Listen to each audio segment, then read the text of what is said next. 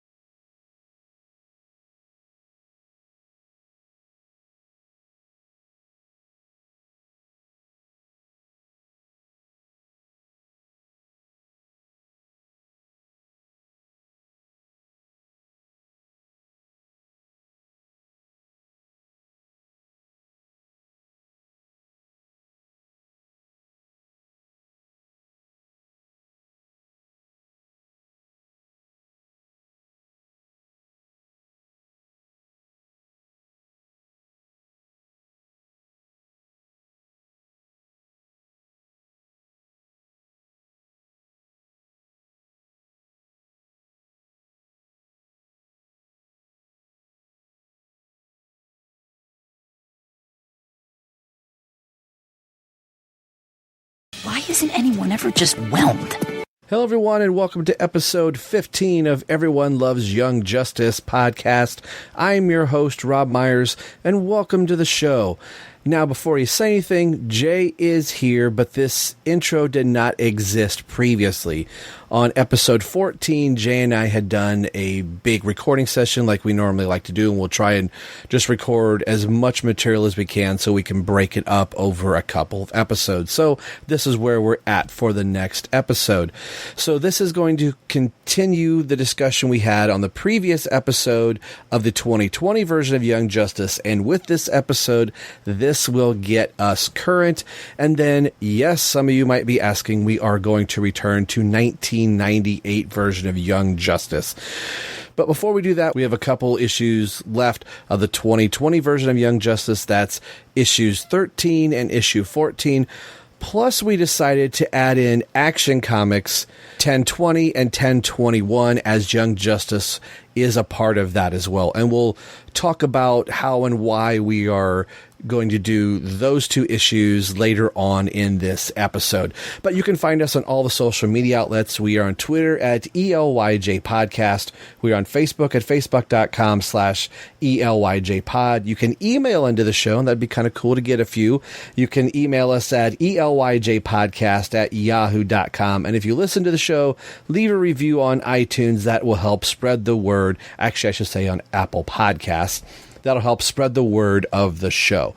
And one final thing that I'm happy to announce, and it's actually happening here first, that we have a website, so to speak, a blog spot page for the show, the ELTD Network. So since these shows are kind of connected to Everyone Loves the Drake and Everyone Loves Young Justice, the actual names of the show are Robin, Everyone Loves the Drake, Everyone Loves Young Justice. So I've got a Robin thing going on. So I thought you can go to the Batman universe and find all the links for the shows and hear the podcast.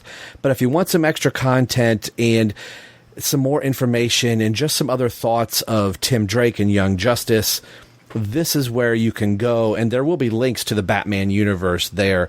But this gives me a little bit more freedom to add more show notes and pictures and information that I don't necessarily get to do and post on the Batman universe.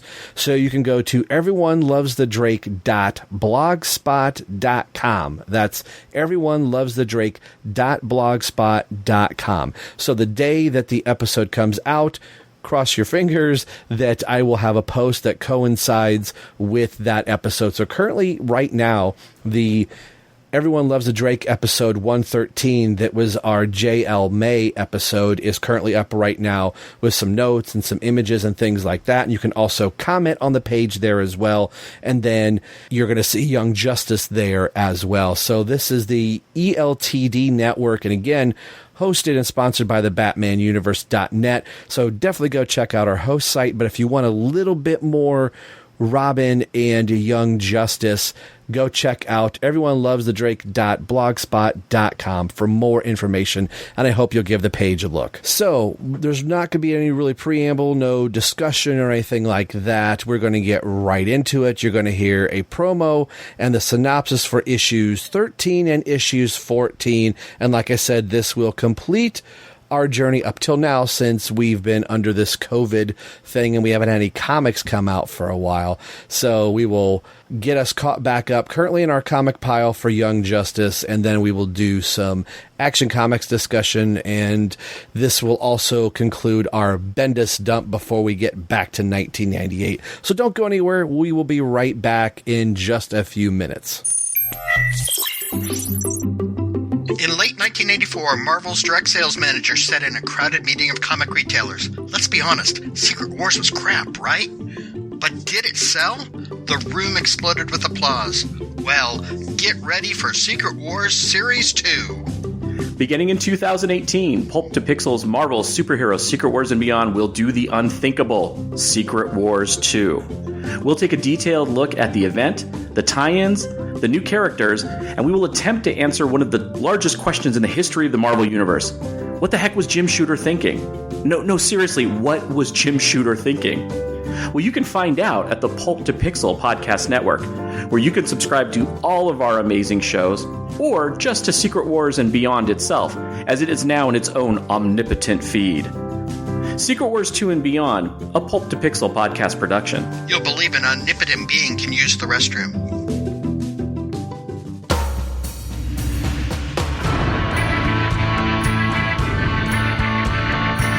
Warlord Worlds, a fan podcast devoted to the comics of writer and artist Mike Grell, including The Warlord, John Sable, Green Arrow, Starslayer, and Shaman's Tears.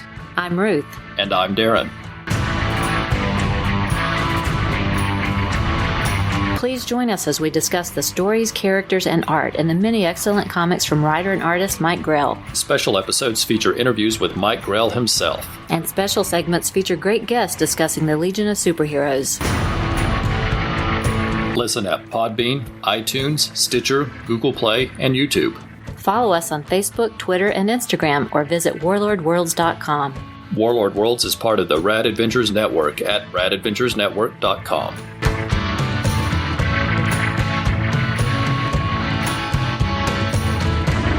Recognize Superboy B04. All right, and now the synopsis for issue 13 and issue 14, and this will finally make us current on the 2020 version of Young Justice.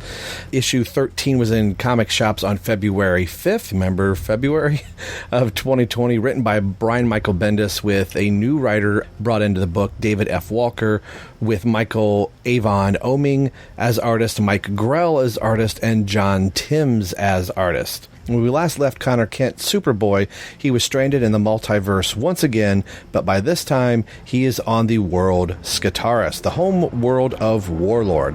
Connor is now at a point where he realizes he is not going anywhere, almost literally and figuratively. Travis Morgan, also known as Warlord, tells Connor about him arriving on Skitaris and the changes that he had to adapt to in his own personal life to become the man who is standing in front of him right now, telling him that everything he's been going through doesn't mean he's lost. He's just found a new part of himself that wasn't there before. But before they can have any further discussions, they are attacked by lizard people, as Connor would so aptly name them. Back on Earth, Young Justice is now largely comprised of a very comprehensive team of the main Young Justice team with the newly added Wonder Twins and the duo known as Dial H for Heroes. They are waiting on the Drake to get his plan together and put it into motion to track down Star Labs and, more importantly, find Connor. Moments later, the Wonder Twins device that's been tracking Krypton energy is going off the charts, while also the Dial H for Heroes red phone begins to go off as well. Wonder Girl states that this is all connected, plus with the stuff that's in Jenny's truck, this is not a coincidence. It looks like the source is pulling them towards New Mexico. Teen Leonard fires her ring and grabs Jenny's truck, and they begin to head out towards New Mexico Star Labs. Drake tells Bart they're gonna need backup. Bart races off and says he'll catch up with them in a few minutes. Drake hopes everybody can arrive in New Mexico all at the same time. Back on Skataris, before Warlord and Connor can really get into more discussions about Connor's plight, the green Manalishi arrives. You can almost hear that classic Fleetwood Mac tune playing in the background. Can you hear it?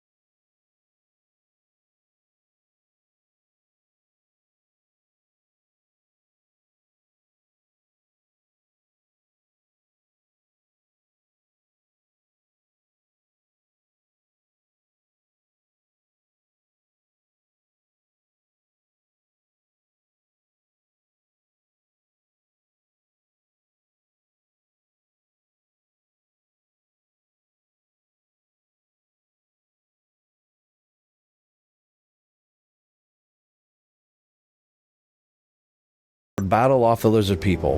Warlord tells Wonder Girl to take Connor and get him out of here back through the portal. And just as quickly as Superboy arrived on Skataris, the team scoop up Connor, and just like that, Young Justice is gone, leaving Warlord alone, the only human on Skataris. He hoped he was able to get through to the boy. Back on Earth, before Dr. Glory can realize that the Young Justice team has won against the alien invasion outside that she started, she turns around to see the team behind her, and before they can take her into custody, she tries to make a deal with them, saying, I can tell you what really happened to Young Justice. I can tell you why you don't remember each other. Up next, what really happened to Young Justice. Recognize Robin. B20. Well, I think this is a good segue since we're talking about the next section. And if I was thinking well enough as a podcaster, I would have invited Darren and Ruth Sutherland onto the show to talk about our next set of books because they cover Warworld, Xenozoic, Xenophiles, and Trekker Talk. So this is right up their alley. And I think they went out and bought the variant cover because Mike Grell did the cover for issue 13 variant cover. So why don't we go to the next set of books to talk about? For 13, the cover for this, we're looking at Connor, and I can never pronounce the world that he's on. Darren and Ruth, I am so sorry. Skrtaris. I'm pretty sure. I'll have to go listen to their podcast again to make sure that I've said that we're both saying that correctly. The cover's okay, but it's pretty much just what you'd expect, him in the Warlord helmet. But the cover I really want to talk about is the variant cover for 13. What do you think of this with Mike Grell doing the cover for this and also supplying art for being on, Connor being with him? So, I'm not a fan of using multiple artists on a book if there isn't a reason for it. And I'm still... Let's talk about the cover first. His variant cover, Warlord, looks awesome. Yes. That's about it. Everybody else has weird faces, weird poses. It's almost like he spent all of his time on Warlord, and then they're like, oh, you've got to draw these other characters too. Connor's everything but his face looks fine. In fact, Connor and Cassie, their poses are probably the best realized of all the characters. Connor's face, it looks like he has a receding hairline and does not have a nose. Cassie, again, everything but the face looks fine. Her face just looks a little scrunched up. Yeah. I mean, Amethyst doesn't look too bad. Yeah, Ginny she's Hex, okay. Ginny Hex, like her hat looks a little off center, but I mean, it's just kind of a generic pose. Bart, I guess, doesn't look too bad. Again, his face is kind of weird, but a little too small. What in the world is going on with Tim? Tim, Teen Lantern, and Naomi do not look good at all. No. And I'm not sure how old Mike Grell is, so, and again... Oh, I'm pretty sure he wrote, but I know he did work on Warlord back in, like, the 70s. And then, like, the Green Arrow Longbow Hunters, like that famous arc, that was him. That was, like, the mid to late 80s, so he's been around for a while. So, it's one of those, I'm of two minds about it. You can look at it and go, oh, that's cool that he got a chance to do the cover. Not up to par with his glory days, but I don't want to use the term throwing dog of bone. And I'm trying to sound disrespectful, but for Bendis to go, hey, I want to do a story with this character. Who better than Mike Grell to do the variant cover for this and to do some pages of the book? I think that is a good thing to do. I think I can kind of compare this to Neil Adams now. Yeah. Looking at Neil Adams in the 70s and 80s, that was just a whole different thing that it encapsulated. You look at Neil Adams now and go, there's something different. I can't quite put my finger on it, but I think it's age, and you're just doing the best you can with what you got. And that's commendable. I probably still couldn't draw like this, but I don't know if it entirely works, though, either. Yeah, I do think his interiors are, for the most part, fine. Yeah. Honest, I mean, again, not to, accusation's a wrong word, but two of his pages are more sequential in the storytelling, but then you have the double page splash with Warlord surrounded by the, barbarian scantily clad ladies, and then a couple of other, some dinosaurs in the background and everything, which is cool. And then there's that other page later on with Warlord just kind of holding his sword aloft and, some dinosaurs in the background. Those look like they could have been pinups that he drew decades ago. They fished them out of the DC archives and were like, hey, let's just put some text on top of this. Yeah, that's a really good page. Yeah, and again, they're really, really good. It's just, these could have been illustrations that he, had lying around for years and was like, hey, well, let's just incorporate these because, it was part of a Warlord project that never came about, or it was a commission that, somebody asked for and they never paid for or picked up or, whatever. I mean, it looks like something, they're very cool and very well illustrated, but they're nondescript enough that it could have been something just repurposed from something else he had. And again, they look great. It's just, it's kind of a case of, was there really a purpose for it other than kind of that nod to the history with the character? Probably not. I still think it's cool and it works well enough. I guess, yeah. Yeah, and I'm looking at the artist for the front part. Michael Avon Oeming? Yeah, that's how I feel about it. I don't even want to. I'm not trying to bash on this book. I'm really not. Like you said, it's one of those. If any one of these three would have been the consistent art through the book, I'd have been okay with it. I almost feel it's kind of like Dark Knight's Metal, not Metal, but Forge and all that. Yeah. Where they were flipping back and forth. I would have rather it been, okay, one story is Jim Lee, one story is John Romita Jr., or whatever that is. Yeah. But when we're going from page to page to page, and the art is so jarring, it makes the whole book seem like a mess. So things that might have been, it's okay, it's not my favorite. You have somebody like John Timms who's just doing what he does, doing great, solid work. And then you have other two that are polar opposites of that. Not saying great, like bad, but as far as style, that the characters are off model or their heads are really oblong. This was a rough read for me. I liked the story better than the last three issues. Yes. But the art was just all over the place. Yes. If it had been Timms and Grell, their styles are very different, but at least they complement each other well enough. Correct. Have you picked up Strange Adventures? The new Tom King, Mitch Gerrits, and Doc Shaner? Yes. It's kind of like that. It's like Gerrits and Shaner's styles are very different, but the way that they incorporate both of their styles into how they're telling the story works. It works so well. Because Shaner's doing kind of the idealized, kind of the flashback scenes to when Strange was on Ran and everything.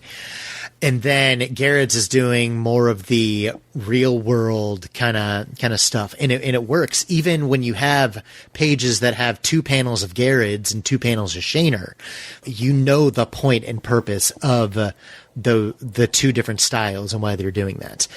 The same thing could have been here as well, because clearly the Oeming pages are supposed to be on Skretaris. The Grell pages are supposed to be kind of a flashback to, Mike Grell's work on Warlord from years and years ago. And then Timms is supposed to be just on Earth. And the thing I'll say about Oeming's is it does not fit this at all. No. However, I do like his style. And if we were to get kind of do you remember that Adventures in the DC Universe book from like the late 90s? Yep. That was not in animated series continuity, but still kind of in that style. If Oeming did a book like that with these characters, I would be all over it. Same here. Because I like it. It's just, this very exaggerated, very distinct style like he has against Grell's very realistic, and Timms is a little, it's more exaggerated, but he still has some more Grell-esque anatomy with his characters and his figures and everything. Whereas Oeming's, Superboy has, a very small torso, but a very large, broad chest. And Warlord looks like he's about 3 feet taller than him, which, again, could work in a specific setting, but against the other two styles, it just doesn't work. I kind of hate that because, again, I like his style. He did a Dick Tracy book last year that was great. It fit Dick Tracy very well. But like you said, it's not working here. It's jarring, and it's almost, again, not to give intent for something that I don't know, and not as a slight to anything like that, but it's almost like Bendis phoned up his buddy, because I think they did Powers together. They created Powers together, and he was like, "Hey, do you want to draw some pages for Young Justice?" And Oeming was like, "Yeah, sure." So that's how we got it. I almost get a Samurai Jack out of his art a little bit. Yeah, I try to shy away from it because a lot of pencilers have said that, calling something cartoony, even though it's not supposed to be a deriding term, or it's not supposed to be necessarily a criticism. No, I don't mean that. Well, no, it can feel that way. But yes, this looks like something that, you would see in a cartoon. And I love that kind of style. It's just, it's not fitting the book that we have right now. I wasn't meaning to call you out on that. I was meaning to say, no. I'm going to use a term that I try not to use, but I'm using it for this reason. So while he's trying to get off being stuck in a multiverse again we are introduced to Young Justice Part 2, or the real Young Justice. We do get the addition of, spoiler, Aqualad, Arrowette, which made me really happy to see. And Sideways I did not read the book, his book, but I did read it, as backwards as this sounds, in the Teen Titans Walmart 100-page giant. I'm like, well, it's in the book. So begrudgingly is the wrong word. It's more of like, well, it's here, I'll just read it, So I actually kind of started to like the character. I thought, and I was forever thinking, he looks like Spider-Man. Like, you couldn't come up with a different suit, but he was kind of growing on me as a character. And I liked Aqualad, the Young Justice cartoon-looking version of Aqualad and Jackson Hyde with his yellow hair. I like that look, and seeing Stephanie here. So back to what I said earlier was like, finally we'll get to see Tim and Steph again and get to have some conversation. So getting to see Bart dance around all of this, I thought was pretty cool. Finally getting the group here, which doesn't happen in this issue. It happens in the next issue. But calling them the real Young Justice was a little silly. Yeah. I was glad to see all of these characters regardless, because I like Stephanie, I like Jackson, Arrowette, that's another great call. She's pretty much the last one left of the 98 crew who hadn't shown up, other than Secret, but I doubt we'll ever see Secret in a comic ever again, which is kind of sad. And then just with Sideways, I think I read like 4 or 5 issues of the book. I liked the character. The book just didn't do a lot for me. I do want to go back and finish it up, because apparently it gets super weird toward the end with like the 7 Soldiers of Victory appear and try to recruit Sideways. And I think Grant Morrison actually co-writes it with Dan DiDio in like the final stretch of the book. Once that hits DC Universe, because I think the book ended like mid last year, maybe a little bit later last year. So once all those issues hit DC Universe, I might go back and reread all of them. He looks a little too much like Spider-Man, but his power set's really cool, and I like the character too. So that he was kind of a nice new character to throw in here, because it's like he's not doing anything else, and the ability to transport people across long distances is a very handy skill to have for a member of a superhero team. He could be used to great effect here. So anyway, go on. Continue on a little farther for the last book, as far as the Young Justice books that we're going to cover and that have been released, is 14, having Arrowette, Aqualad, Spoiler, and Sideways on the front cover.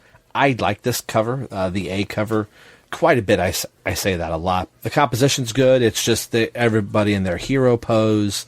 Arrowhead has more of an updated, rebirth-ish, since it's not a rebirth anymore, but you know what I mean. Her updated costume, and it's nothing overly fantastical about the cover or amazing, but I think it's a very solid color, and it shows all of them very, very prominently. And yeah, it's a cool cover. The conceit of the real Young Justice is here, and having them on there, I mean, it's fun. It tells the story that it's wanting to tell.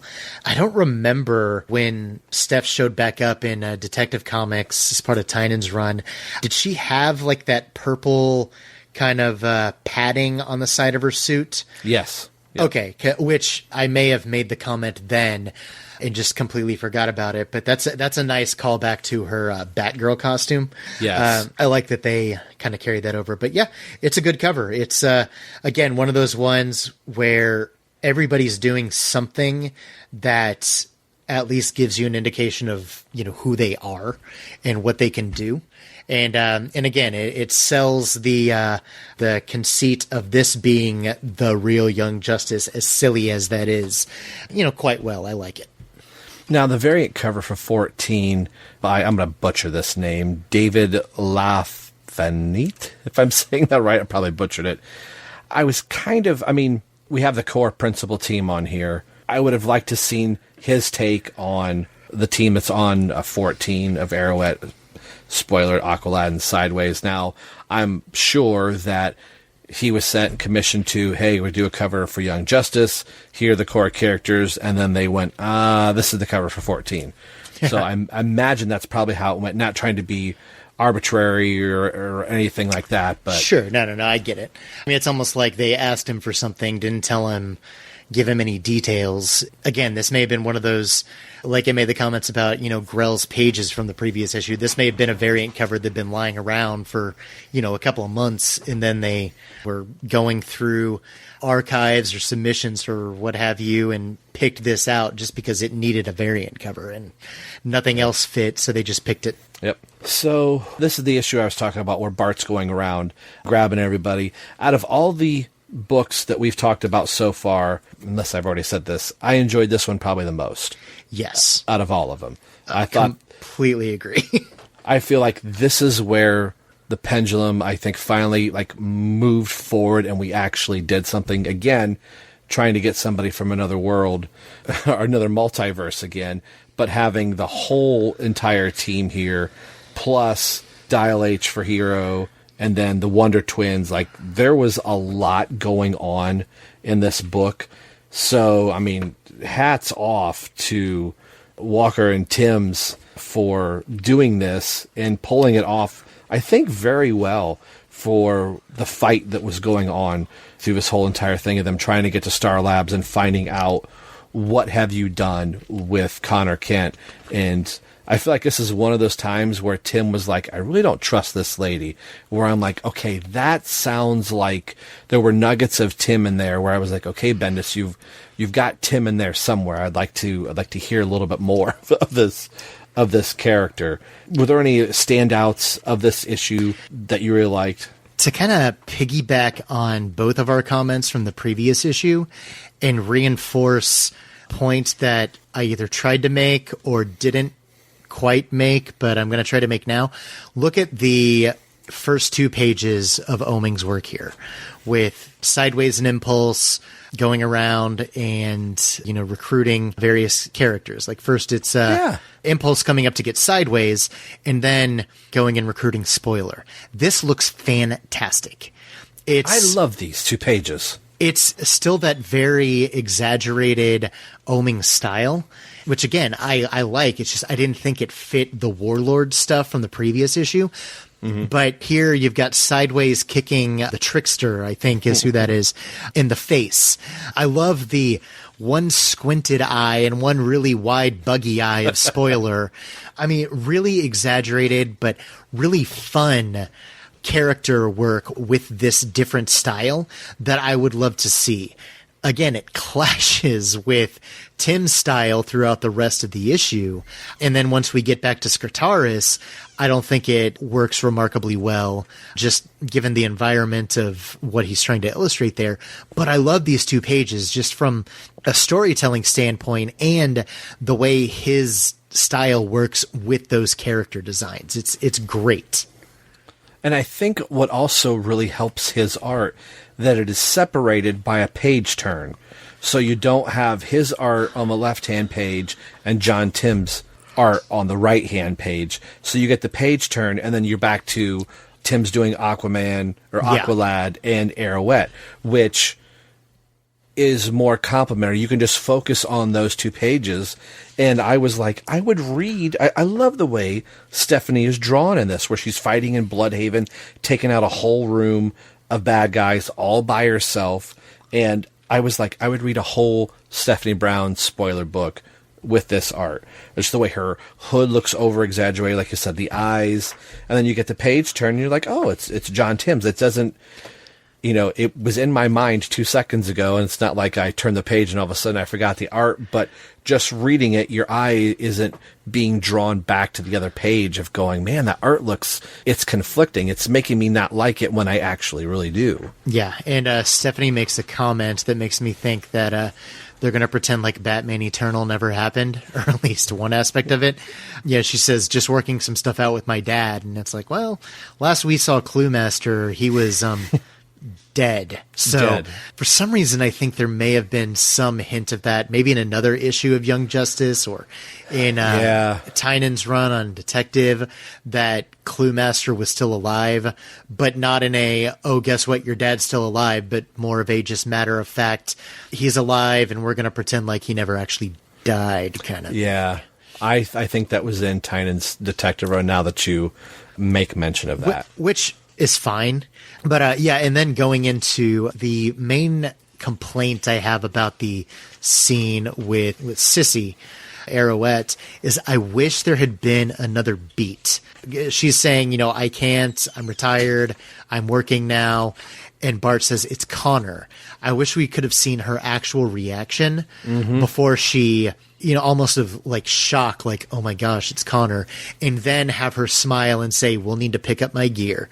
Yes. Just to have, again, a moment to let these characters breathe and let the moment just play out the way that it needs to. But either way, it's still fun seeing her again and seeing her and Bart interact together. That's great. And a moment I'd like to flip to that I think all of us Tim Drake fans, once Tim and Stephanie finally get together, and I love wish the DC, please number your pages, but all of the slant panels where you have Naomi, Wonder Twins, Aqualad, Arrowette, Spoiler, Drake, and Amethyst in Teen Lantern fighting, you get Spoiler being back-to-back with Tim, and she says, the reunion in my head went quite different, Mr. Drake. He says, don't make me blush in front of the monsters. And she says, that outfit is a no, by the way. Yeah. So is that Bendis looking at all of these tweets and people sending him messages, yours truly, that were like, I don't like this costume, what's going on here? Because I've had people send me messages. I think Bendis is aware that we don't like this costume. I don't think this is going to be Tim's permanent costume. I really want to believe that, but I think it's here to stay. I would hope. Yeah. I mean, I have a feeling that it's just him winking at it like, oh, they think it's terrible too, but they're just going to have to get used to it. Right. Kind of having fun with it and everything, which is like, okay, acknowledging it. He's having his cake and eating it too. It's like, you can't, make fun of it, but then still lean into it and say, nope, this is the way things are going to be now. Saying that, there's a moment in the Action Comics issues that we're going to cover that also made me have a similar thought, but we can get to that when we get there. But I do think that this is just kind of a wink, wink, nod, like, yeah, I know you guys don't like it, and neither do the other characters, and, we're going to have fun with it, but it's still a change that's going to stick around for a while, unfortunately. Yeah. But yes, that outfit is a no, BT dubs. Right. Another panel I like is Bart's panel in Star Labs. I really like the use of Bart in this, where Bart is doing what he does best in his recon. Tim points, says, go, do this, and Bart's off and running. And the swirling panel, this makes me think of Court of the Owls, issue 5, I think is where it was, where you turn the book end over end. This is my favorite section of the book. Very little words, but I was constantly spinning around going, what is he seeing? Can I read anything in here? You have little corners of the multiverse map in there. I just dug this page immensely. It is a brilliantly laid out piece. I mean, it's one of those pages that would separate kind of a work for hire artist from someone who has their own style. Mm-hmm. And I mean, and there's nothing against a work for hire artist. Just, there's some guys that you come in, to pencil a couple of issues because you need something done. You need it done efficiently. You need it done quickly, and they come in and do it. But their style might be similar to a lot of other guys. But then you have someone who will add some visual flair to their storytelling that shows that they have kind of established themselves as themselves. And I mean, Tim's, for a while, I have seen his name pop up as kind of that kind of guy that would come in, would do really good work, like fill-in work on books. And I mean, not to say that it's not imaginative or inventive or strong or anything. Mm-hmm. It's just, it's not as distinct as, you look at something from Jim Lee, Doc Shaner, Todd McFarlane, Babs Tarr, or Amanda Connor, someone who has their own unique style. But I feel like since he's been the main artist he was on Harley Quinn for a while and now Young Justice, he's been able to refine his chops, and he's been able to get more creative the more he gets to work with a single creative team. So that way he gets more familiar with the writing that's going to come his way and the inkers and colorists that he's working with. He may ink his own stuff, I'm not sure. But I mean, he gets more comfortable with being able to say, hey, I have this crazy idea, let me do this. And then, branches out and grows. So I really like seeing, stuff like this, because that is a brilliantly laid out page and one of the best sequences of the series thus far. Oh, yeah, definitely. I am glad that we don't spend another issue of Connor fumbling around. The team of Wonder Girl, Sideways, and Bart are able to get back to Skitaris, get Connor from, I can't remember who the guy is that has the kryptonite sword, which Connor was like, that's kryptonite. I thought that was a cool beat there. And something that we've kind of glazed over is Warlord kind of preaching, I guess is the wrong word, or giving like fatherly advice to Connor about knowing who he is, knowing, I like says, I hope I told him about, never get lost as long as he's with people that love him. Yeah. He was trying to impress that upon Connor. Yeah. So I like that the team was able to get him, and it's like, all right, good. Hopefully we're done traveling through the multiverse. But like we said at the beginning of this, that it ends with what really happened to Young Justice. So I hope it's not another 12-issue arc that's going to go through and we're going to slowly weed out the time. But again, I don't want it done in one issue and it's cram-packed when you've got all these characters trying to figure out what really happened to all of them and how can they all coexist in one little universe together again. Yeah. Two things about the Warlord sequence. One that I really liked and one that is maybe my least favorite thing that Bendis does in his writing. The thing that I'll start with the negative first. When there's that little pop-up hologram thing of the Star Labs, scientist or whomever it is, and she says, Connor Kent, hi. He does that all the time with characters saying something and then saying hi or hey or something like that. And it just almost feels like he's trying to make it seem conversational and laid back and everything, but it doesn't work at all. Instead, it just comes off as kind of grating. And Connor actually says something similar in action number 1021, which we'll cover, later, which it drives me nuts there. But it's just one of those ticks that's like, there's no point in this. And the first time it was maybe kind of cute, as a, this is how some people really talk kind of thing. But several people have said that. Like that very thing in everything I've read of Bendis since he came to DC, and it just drives me nuts. I did love the line, though, of when Cassie and Bart and Sideways take Connor back to Earth, and, Warlord's just standing there, and he's like, okay, guess I'm no longer part of that story. That was just a funny little meta line right there. But I did like that. Like, okay, your time's done here, and scene. Yeah, like you said earlier, and like I agreed with you. I liked this of the 5 issues that we've done in this dump. This is far and away the most entertaining. It still has some issues that obviously got on my nerves, but just from it has the forward momentum that the rest of the book has had, where it almost feels like it's just moving forward and flying by, but at least it's fun and exciting. We're still able to see, Sideways kick Trickster in the face, and we're still able to see the team fight alongside each other and use teamwork to take on these different creatures that they have to fight that have been let loose. And we're still able to see, some of their chemistry and interaction there together. So it's much better paced than the previous 4 issues were, and in fact, a lot of the other issues of this book. And yes, I am glad that the sojourn to Skrataris only took 2 issues, lopping off the end of issue 12 when Connor was transported there. It was only 2 full issues of him being trapped there and then the team getting him back again.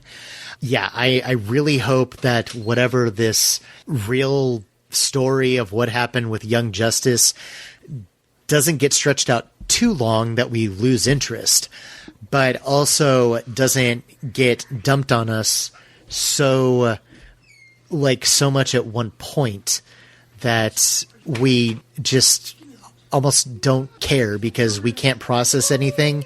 Almost like it's just dumped on us too quick that we can't process what's actually going on. And, just saying that here's what happened and now and now we're going to move on to the next thing. So right. I really hope that's not. Again, I hope it has the good pace that this issue had and tells the story that it needs to tell in the time it needs to tell it and doesn't overstay or understay its welcome. I agree totally. All right, one more quick little edit into the show.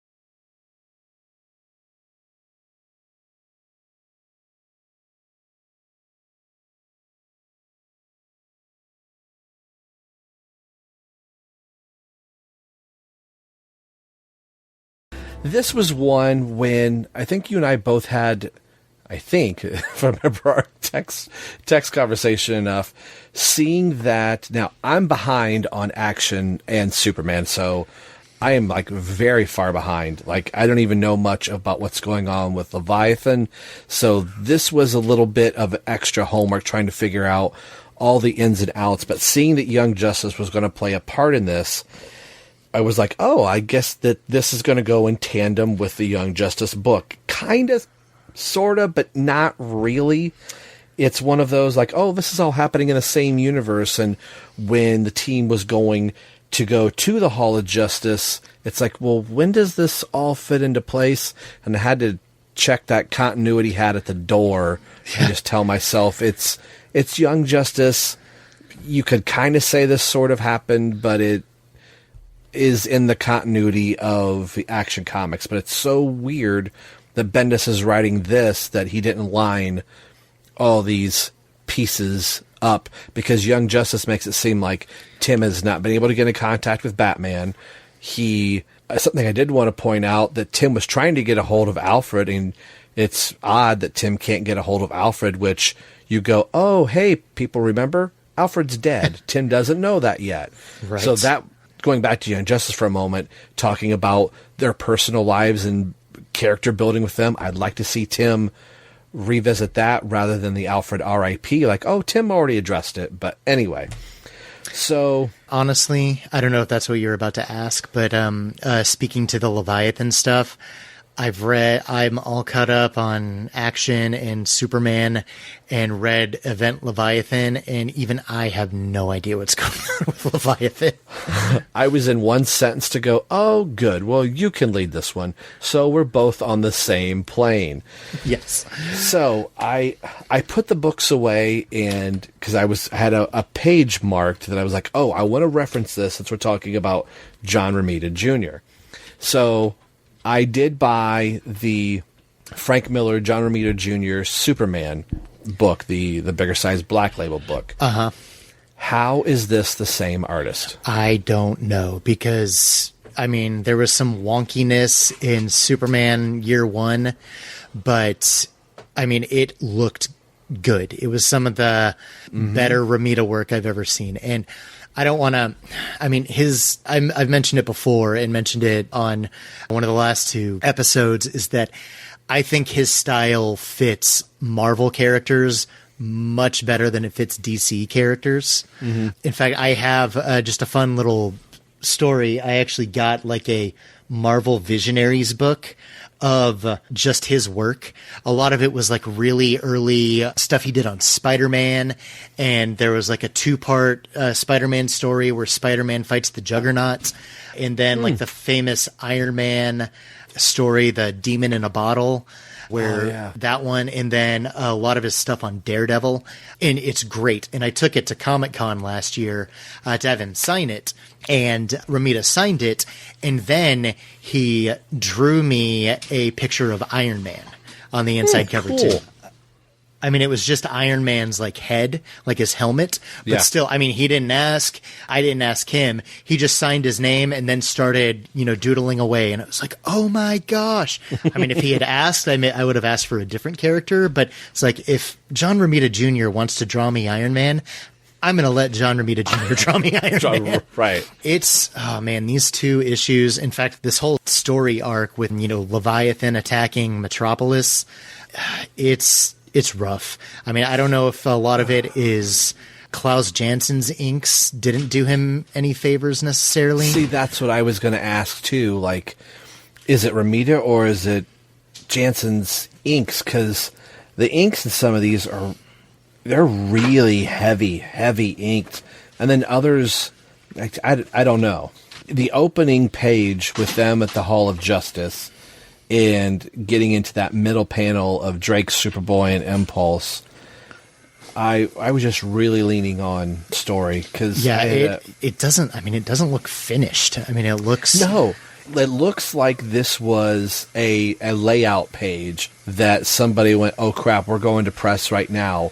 We've got to get this up to standard. And I think where the gaps are in this, the colorist is actually doing a lot of the heavy lifting in this. Yeah, that first double page spread that's 8.5 minutes ago, that's really dynamic and interesting, but a lot of that is Brad Anderson's colors adding to a lot of like those energy auras that are emitting from Leviathan and Sinestro and enveloping Superman.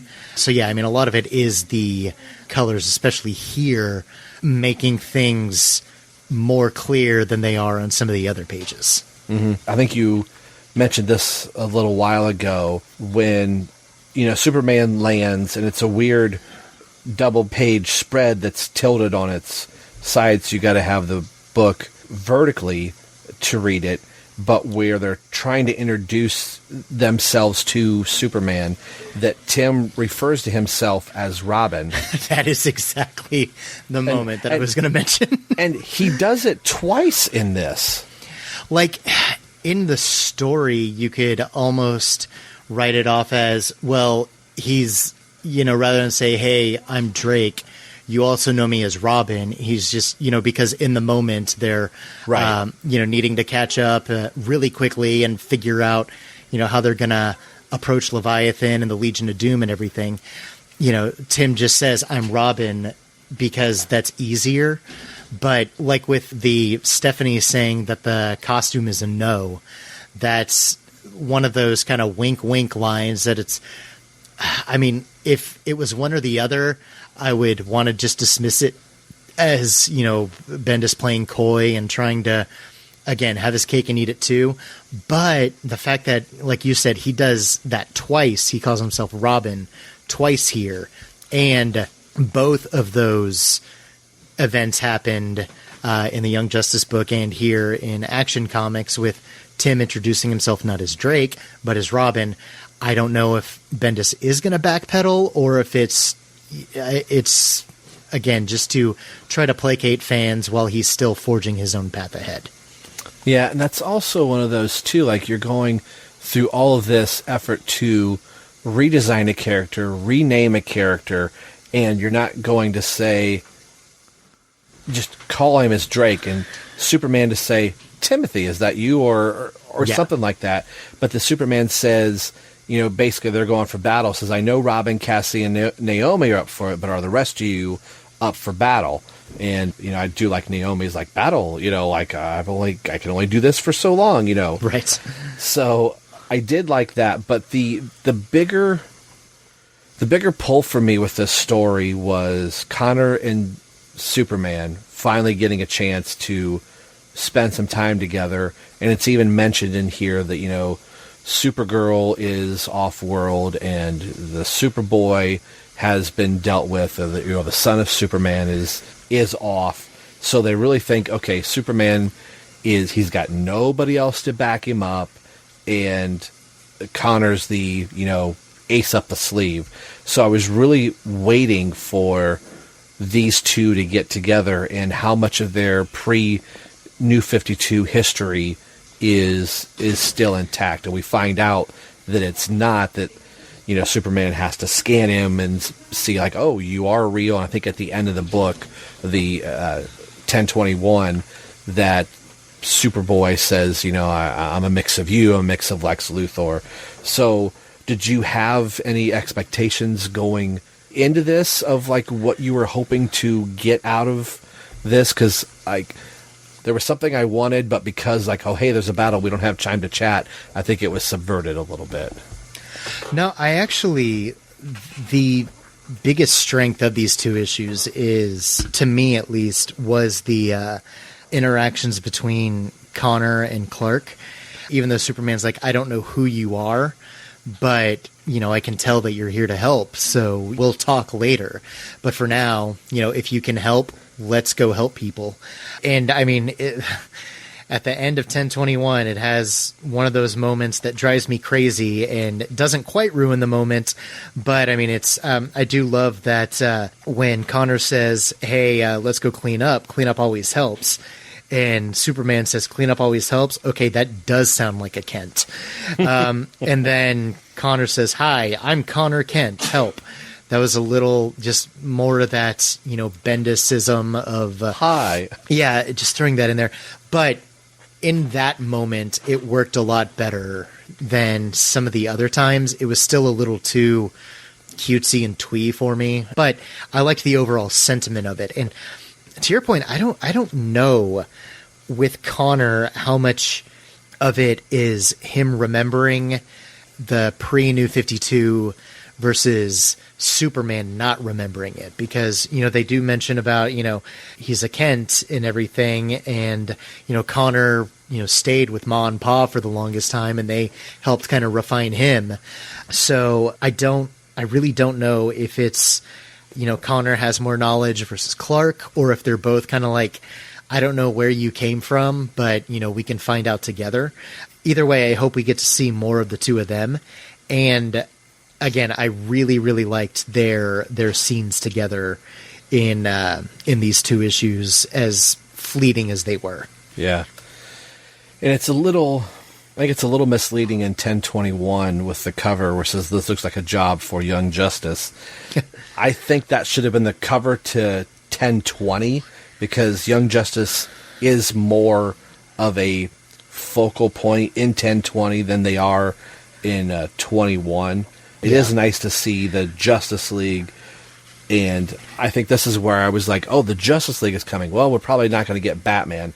And then Batman shows up in his big mech suit, so I was really hoping for dialogue between Bruce and Tim, even if it was something like, hey, I have to tell you something about Alfred, or it's good to see you back, or something along that. So I don't think they have any dialogue together. They're really close in a couple scenes side by side.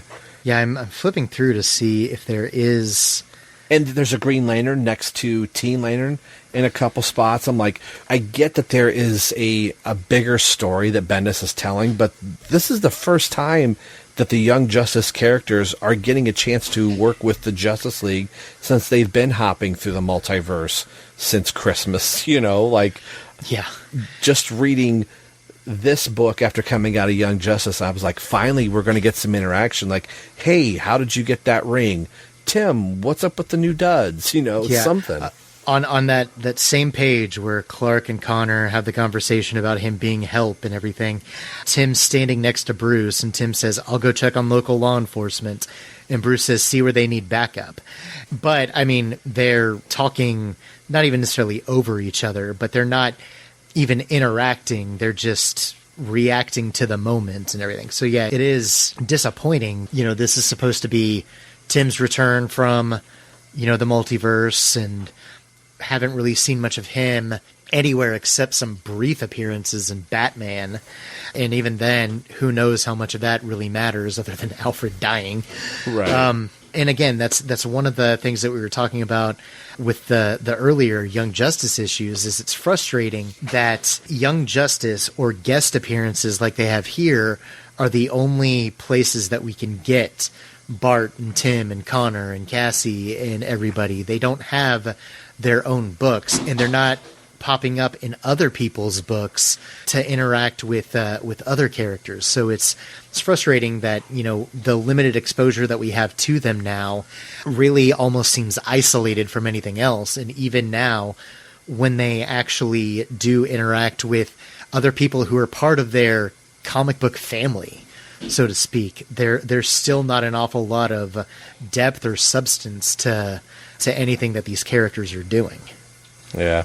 I was just looking at a couple panels here, and it took me so long to figure out that was Lex Luthor, that they were punching and knocking over when they're both on the ground, and Superman says, count of three, says, I don't need it, super speed, and then they go flying right into Sinestro. Right. And Lex. I thought that was that's cool little... I don't know if you pay attention to it, but that is Apex Lex, who was combined with Martian Manhunter in the Justice League book, and it's a whole thing. Yeah, I'm a little bit behind in that, and I actually had to do some like Googling on it, like, oh, that's right. Okay. Like with the other issue, though, like we said, we're like 15 minutes into talking about this, and we're pretty much done. So I'm trying to think of things to talk about. But yeah, I mean, there's not an awful lot that's going on here. But yeah, a lot of the heavy lifting is from, who is it? Brad Anderson? Is that the colorist? Yeah. Like, there's some really interesting shots. Like, I love that spread in Schuster Park where it has like Leviathan's stronghold just hovering there. That looks, cool. But then there's like those really cool purples, like when Superboy tackles Lex, just to kind of give everything a little bit more like energy and life to it, as opposed to kind of a flat coloring that, again, just isn't. The coloring, the pencils and the inks just don't have a lot of depth to them. It's just kind of there and just kind of flat and blocky. So little flashes there, or like this close up of Leviathan's eyes, where it's got that kind of glowy blue effect. And then there's another part later on where Leviathan does something and it like washes everything over in blue. Looks really, really cool and gives things, an interesting visual appeal. But I mean, by and large, this is, like you said, it is almost feels like a completely different Romita than was on Superman Year One, which, yeah, even then there was some, strange wonkiness, but at least his figure work and his storytelling was great. I wonder if it was just a time crunch thing, and Bendis this is still a bi-monthly book, right? Or yeah. No, Action and Superman. I think one of what I've heard is one of a couple of Bendis's requests when he came on Superman was he wants to do Superman and Action comics. He wants both of them to go to monthly. And he wants the Red Trunks to come back. So I have him to thank for that. Others have him to curse for that because I know a lot of people don't like him. But okay, then I was trying to give Romita a pass and going, okay, he's doing 2 books. That's really commendable in a month. Like looking at I keep on saying the Red Cloud. Is it the Red? Yeah, it's the Red Cloud. Again, DC, number your pages, but I literally think it's the middle of the book on 1021 where Superman is fighting the Red Cloud. There's a lot of line work and there's a lot of cross-hatching and other lines, but it looks unfinished. Are you talking about like when Red Cloud like throws Superman? Yeah, he's throwing Superman. Yeah, and it flies into Luthor, and then like Brainiac and Sinestro are in the background. Yeah, those. Yes. yeah. I don't know. I mean, with Year One, Superman Year One, I'm sure he could have taken his time. I don't know how fast Romita works anymore, so it may have just been, the time crunch of a monthly book. Just his process has always been slower, or that he's slowed down and that's affected it. I mean, it might not even necessarily be Romita. I mean, it might be, Jansen's a great inker, but he may have had to rush, or it may have just been that Anderson's colors didn't really mesh well with their styles either, and different colorists could have done it. But when I think of Romita I don't like, it's issues like these that I can point to and say, this is why. Yeah. I mean, so this was an exercise in... it's so funny.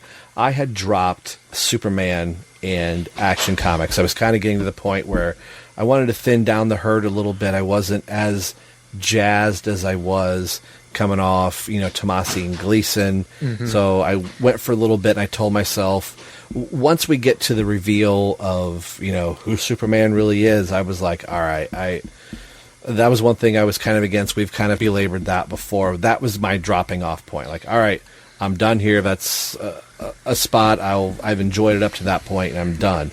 So I dropped the books, and then I found out that Young Justice was coming in. So I called my comic guy. I said, hey, I want to get back on Action. He said, what for? I said, because I literally just took you off the book. I said, well, Young Justice is on it. He's like, that's right, you're the Drake guy. I said, yes, I am. So I went on 20 and 21, and I am back off the book again. So I wanted to cover these 2 books just to keep up with the Young Justice appearance and see how Bendis was handling Young Justice in another book, as we were saying, like, this is the only book that we're going to get to see these characters in. And hey, you've covered like showcase issues over on the Drake, so it's on brand. Yeah, this is nothing new, so I'm willing to take sidesteps here or there to see how things are handled. And I almost feel like Bendis is writing Young Justice a little bit differently because it's in the Superman book and because we have the whole Leviathan thing going on. They still feel like the 2020 Young Justice, but there's enough different, maybe just because this isn't their book and so their dialogue isn't as front and center, and I wouldn't expect it to be. It's Superman's book, and it's nice to see Connor have another vehicle to be in. But it's just one of those little paths that we decided to take to see, hey, let's see what the team is doing in another book, and here we are. So after having covered all of this, Jay, depending on if this is one show, if this is 2 shows, or 3 shows. Now that we're caught back up, what has your thought been as far as where Young Justice is? Is it more of the same, or are we finally on the path where we probably should have been 6 issues ago? The latter. More the latter. There was definite uptick in quality and enjoyment in issue 14 of Young Justice itself. It was fun seeing them pop up in Action Comics. It's funny, with those 2 books, when Bendis came on, I actually started loving Action Comics. Well, I mean, I was already loving Action Comics, but what I mean is, to start out, I was loving his work on Action Comics and only kind of liking his work on Superman. After the whole Leviathan stuff dropped and the event Leviathan and everything, it's flip-flopped. I'm really liking the stuff he's doing on Superman, even though I don't like the fact that he had Clark reveal his identity, and I don't even necessarily agree with the reasoning for it. The way he's been writing the story is actually really good. It's funny because it's kind of the opposite of with the nonstop forward movement of Young Justice. He's letting things take time. He's letting Clark interact with other people who had trusted him for years as 2 different people, finding out that he's one person and then seeing how they would react. And, some people are still, completely on his side. Others are a little more apprehensive. Like, this is a big deal. I don't know how to respond to this. But I mean, it's still written very well. Whereas Action Comics is just pretty much backdoor pilot for Leviathan stories, and I really do not care about this Leviathan stuff at all. No, and I think that's where I had just started scratching the surface of Leviathan, and I've said it before.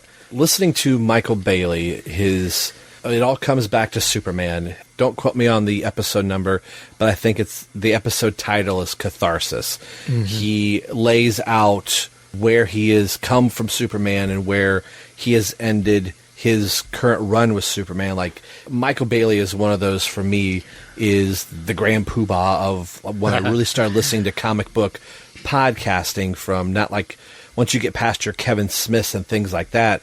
I found Hey Kids Comics, Views from a Long Box, and the Fire and Water podcast, and Pop Culture Affidavit. Those were the ones that I really started listening to, like, hey, I want to try and do this too. And Michael Bailey's been doing this for a long time, so hearing him say that this, and I'm paraphrasing this, but I got the feeling of it broke his heart to have Superman reveal his secret identity. Not that I was like, well, if he's quitting, I'm quitting too. But I've never been a big Superman reader. I didn't start reading Superman. I picked up New 52 issues, and I have a smattering of other Superman issues in my comic books, but I didn't become a monthly or bi-weekly Superman reader until Rebirth. And I was like, oh my gosh, this is great. I wonder how many years of Superman I was not reading, other than like, the death of Superman and the reign of Superman and all that stuff. So when that ended and then Bendis took over, I'm like, all right, well, this is different. So, all right. Then as that started going on, I was just like, I think my line in the sand was kind of like where Bailey's was. So it's cool to hear you say that you're enjoying it, but I kind of looked at it like, well, I was never really like, I don't have Superman stuff all over my wall. It's just not my thing. So I was like, I prefer to have trunks, no trunks. I'm cool with either. But to me, Superman needs to have that identity, and that's just where I fell on it. And that's where, to bring this full circle, that's where I feel like these characters need to have identity, need to have those breathing moments, need to have that moment where they get to fall asleep on the couch. They get to be these heroes that aren't constantly flying across the universe. So I'm glad with 14 that things feel like we're finally going to get to some just street level, adventures again, I hope. So yeah, me too. That's my long-winded answer. So depending on how this recording session goes and the episodes we get out of it, the next thing that Jay and I will be prepping for is to blow the dust off of, I think we attempted to do a Secret Origins recording at one point from the 1990 80-page giant or whatever it was. 80-page giant, yeah. So I want to revisit that because as far as, chronologically and that's where we are. But to get back to some 1998 Young Justice, and I think reading this will make us really appreciate 1998 all over again. Yeah, absolutely. And glad to be back, Rob. Glad to talk to you again. And hopefully we don't take another 3 months to do this. Yeah, exactly. I think Jay and I are going to try to bone up for maybe the next couple weeks or so, try and get some shows in the can. So when comics come back out and life gets, back to normal and crazy again, we've got some shows for you, and we can kind of maybe stay on track a little bit better than we have. So hopefully everybody is doing well and is safe out there. Do all your social distancing, and if you're like me, you have used hand sanitizer so much that your body looks like, the Thing. You've got so many cracked, skin and everything else going on. I feel like if I turn out the lights, I'm going to glow. I have so much stuff right now. I have obsessive compulsive disorder, so I wash my hands a lot anyway. So this is just kind of more of the same for me. Yeah, you're like, finally, everybody's doing what I'm doing. I am a little more conscious of when I, scratch my nose or my face or something, though. Oh, I hear you. Well, this is where we're going to put in it, folks. Thanks for coming back with us and enjoying the ride of Everyone Loves Young Justice. On the behalf of Jay, this is Rob. You've been listening to the BatmanUniverse.net. And hey, everybody loves Young Justice. We'll see you on the next episode. Take care, everyone. Bye. Stay safe. Thanks for listening to Everyone Loves Young Justice podcast. We are part of the BatmanUniverse.net podcasting network. If you would like to get a hold of us, you can do so a few different ways. We are on Twitter at ELYJ Podcast. We are also on Facebook at www.facebook.com/ELYJpod. You can email into the show at elyjpodcast@yahoo.com, and we will read your comments on the air. If you listen to the show on iTunes, leave a review there. That will help spread the word of the show, and we will read your review as well.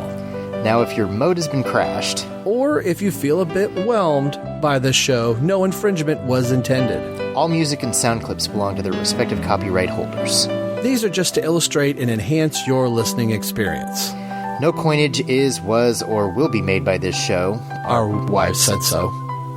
All characters discussed on the show belong to DC Comics. The opinions on this show belong to the two chatterboxes alone. Not that anyone else does, but if you want your voice heard, let us know why everyone loves Young Justice.